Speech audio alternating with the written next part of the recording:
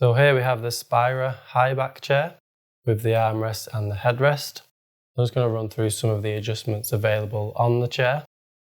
The first thing we want to look at is the seat height adjustment.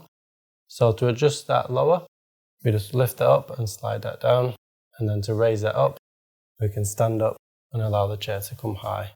The next adjustment we want to look at is on the same side, just the seat depth adjustment. So we want to make sure we've got plenty of support for the back of the thighs with a slight gap behind the knees. So to adjust that, push the button in, you can allow it to slide back or slide forwards just from there, just to give you that slight gap. The next adjustment is looking at the backrest. So again, on the right hand side, we have the angle adjuster. So we can rotate that forwards just to make the angle more upright, or we can angle that backwards, just allow it to sit in more of a reclined position. The next adjustment with the backrest is the height. So it's on a ratchet system with 5 settings.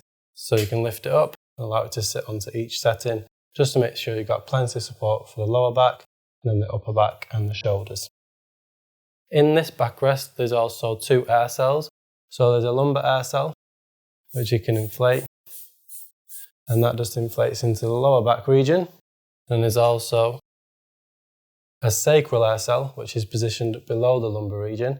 And then you can also inflate that, again, just to push into the lower back region when you're sitting.